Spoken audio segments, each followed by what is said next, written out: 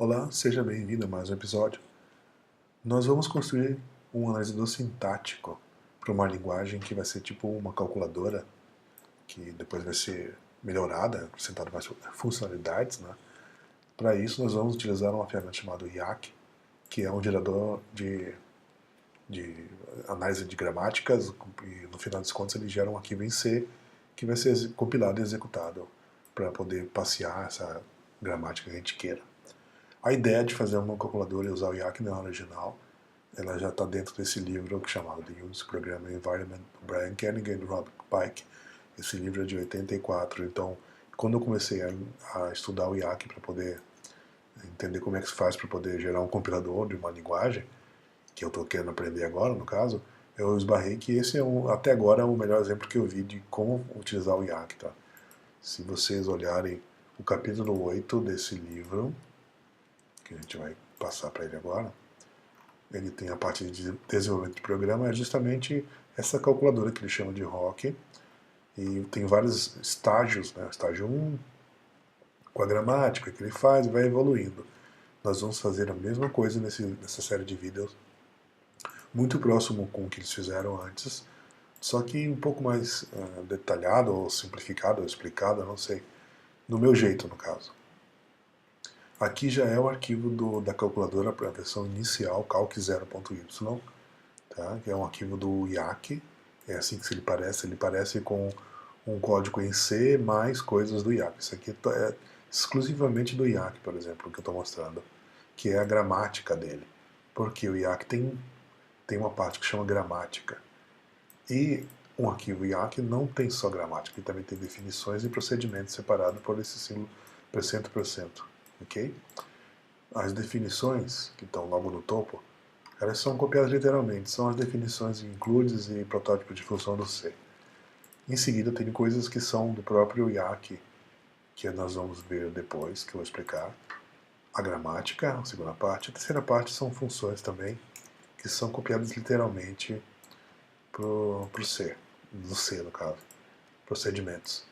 Os símbolos do IAC, eles sempre começam com YY, então as funções são YY, aqui tem lex, error, parse. E também variáveis começam com YY. Eu vou evitar de falar YY, mas se o nome não fizer muito sentido, talvez eles sejam YY alguma coisa, certo? Aqui temos então calc0.y. A única coisa que ele está fazendo aqui é validar a gramática. Ele não faz nenhum cálculo nessa primeira versão.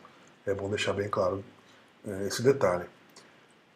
Eu tenho a gramática descrita aqui para fazer operações, e uma das coisas que a gente aprende, pelo menos na computação e também na história da computação, é que as gramáticas de computadores são descritas nessa forma chamada BNF, ou Backus-Naur Form, desde os anos 60, que foi o Backus que escreveu o compilador do Algol 60, descreveu, no caso, ele usou essa forma, mais ou menos adaptada que eu tenho aqui,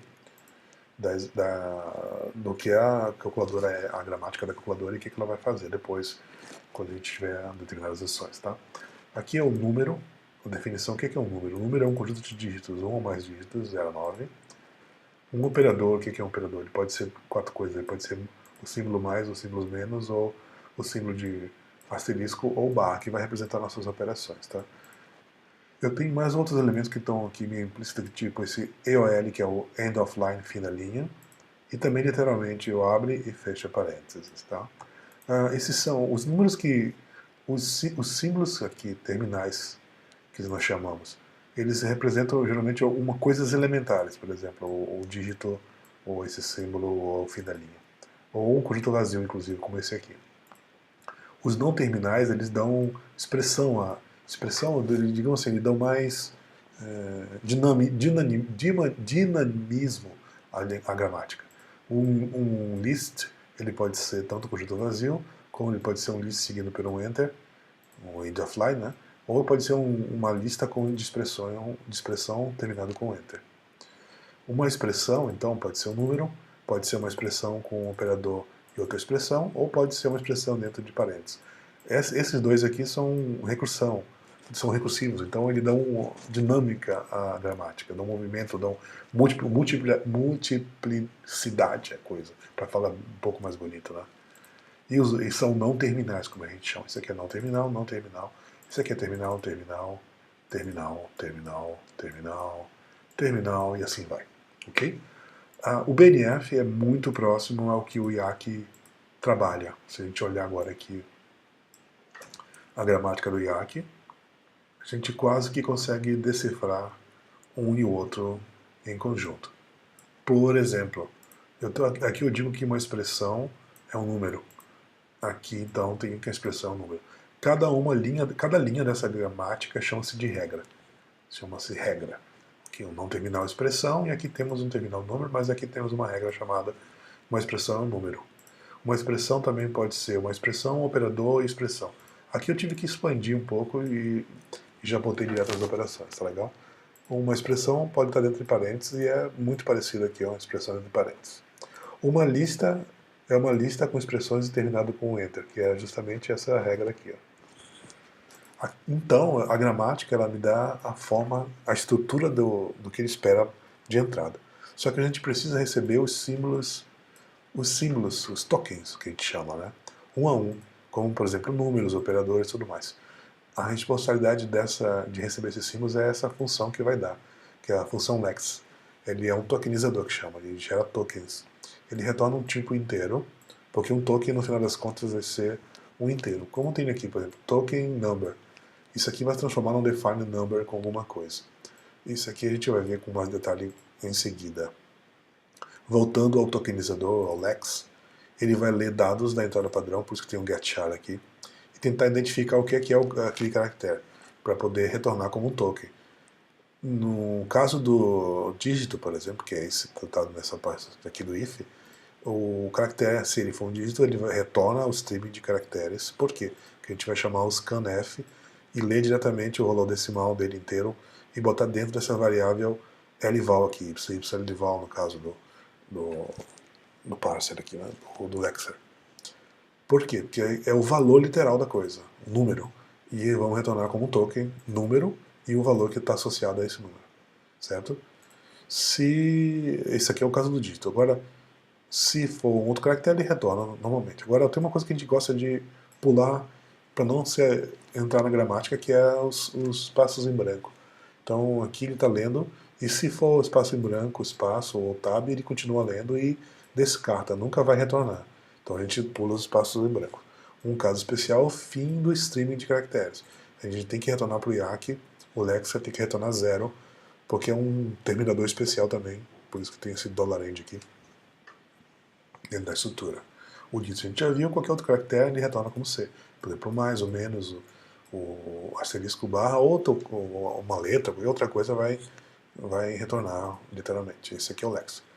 Então a gente já tem dois elementos principais. Num nível mais abstrato, maior, é a gramática, que tem uma forma, e no nível menor são os símbolos que são identificados como tokens, que é o Lexer, que faz uso disso. Para chamar a execução, a gente tem o y parser. O parser, né, vai pegar a gramática, vai executar essa gramática com a entrada do Lexer aqui que está definido, com os streams de caracteres que a gente for digitando, certo? E como é que essa gramática se transforma? Essa gramática do IAC se transforma numa máquina de estados.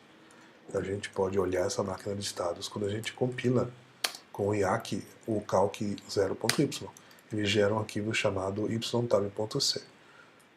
Certo? Vamos fazer então comparativamente aqui. O que a gente vai comparar aqui? New, calc 0. Olha só, é a calculadora. Nós vamos ver agora o ytab também, que é o que ele gerou. Eu falei para vocês que a primeira parte é até copiada literalmente, a primeira parte aqui, ó, que é entre símbolo daqui. Essa primeira parte foi copiada literalmente. O token se transforma no número, olha só, o token se transforma no número, define number 258 maior do que 255, para não ter problema com a tabela ASCII de 8 bits. O final do arquivo, que são essas funções definidas aqui, então, que é isso aqui então, aqui para baixo, Cadê? Até o meio, no caso, né? Está copiado literalmente aqui também no final daqui. Né? O resto é toda a máquina de estado que é gerada da gramática. Então é uma coisa totalmente com tabelas e estados de transição. Aqui são alguns tokens elementares, como eu falei, o $end, o number, os símbolos de mais menos, tudo mais, o barra N, parênteses e também alguns outros elementos. Expressão, listas, não terminais aqui. E aqui termina. Certo? Tudo isso por causa dessa gramática aqui, por causa desse arquivo gerou esse outro arquivo grande, que a gente pode compilar, por exemplo, tab e chamar de calc0, que vai também dar o mesmo resultado. Então agora a gente vai poder validar a gramática. 1 mais 2 vezes 3 mais 5. Não vai ter resultado, não deu nada, não deu erro. Agora se eu fizer 1 mais 2 vezes 3 mais 5 e esquecer de fechar esse parênteses, vai ter erro de sintaxe. Se eu também botar 1 mais 2 mais 3 menos, e faltar um outro símbolo de outra expressão, ele dá erro de sintaxe porque não casa com essa gramática aqui. Eu faltei explicar porque a gente tem, dentro dessa gramática, faltou explicar esse left aqui. Esse left é só uma dica pro IAC. Por quê? Se não tiver o left, o que vai acontecer quando a gente tentar compilar a gramática? Calc0. Não deu nada, mas acho que eu esqueci de... tá com read only? O que eu fiz, viu? Ok. Olha só, deu conflito. Shift Reduce, 16. Shift Reduce é o algoritmo de execução para poder ler a gramática com a máquina de estado, certo? Não vou entrar em detalhes. 16 deve ser 4 vezes 4, que são essas possibilidades aqui dessa expressão.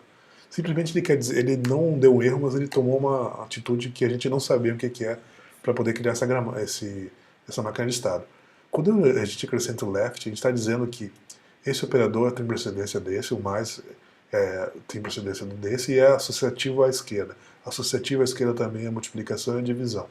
E de baixo para cima, esse é menor, a soma, e a multiplicação tem menor precedência do que a multiplicação, a soma.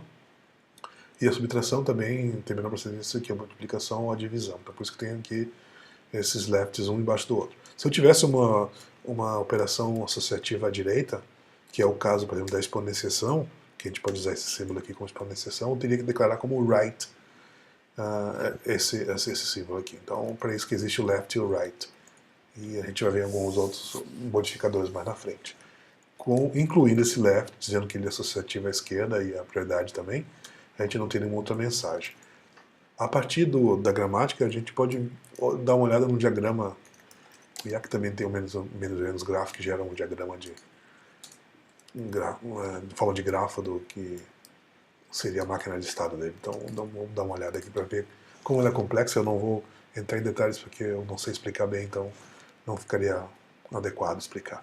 Mas é só para ter ideia de como a máquina de estado ele é complexa para uma operação simples, como sopra, soma, subtração e divisão e parênteses. Então tem vários estados, várias transições de acordo com os caracteres terminais ou não terminais que ele recebe. Ok?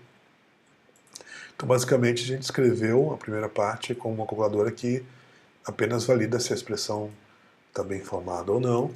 A gente vai continuar e evoluir para a próxima versão da calculadora. O que a gente pode fazer, talvez, aqui é incluir, que não tem ali descrito, por exemplo, abre colchetes, fecha colchetes. Abre chaves, fecha chaves. Então, agora a gramática aceita. Não preciso mexer no lexer porque ele retorna literalmente o próprio caractere. Então a gente pode compilar de novo o calc. E daí, se eu executar, eu vou ter... Posso usar parênteses, posso usar colchetes, posso também fazer uso de chaves.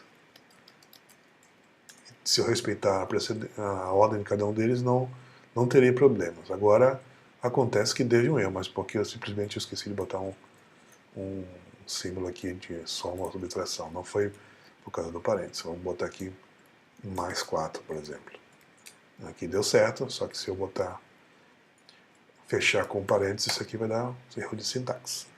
Então, a nossa gramática com IAC foi escrita de forma bem simplificada, a partir de um BNF também, com Lexer, e no resumo da história toda é que o IAC permite a gente criar um programa que vai receber uma gramática e executar e fazer alguma operação.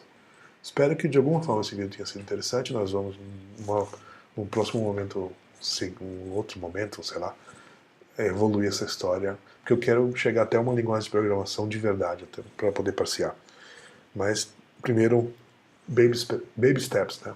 Passo por passo.